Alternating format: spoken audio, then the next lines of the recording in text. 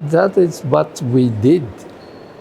When the Dutch study and MRC study was initially negative, but we could analyze that the cause of negativity was high mortality.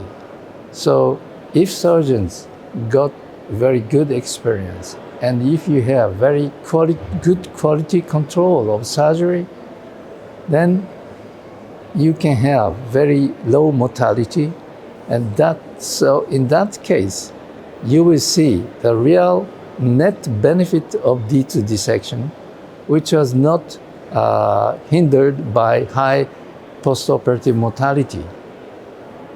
Yeah, so after that, these two trials, Professor De Gioli carried out comparison D1 versus D2. And in that study as well, we couldn't see statistically significant difference because of high proportion of early cancer, T1 tumor. So for T1 tumor, it is not easy to make a difference between D1 and D2. So if we limit the cases by subgroup analysis, then you can see the benefit. But still, the accurate staging is another problem.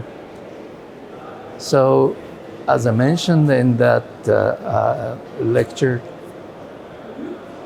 accurate staging is very important thing, yeah.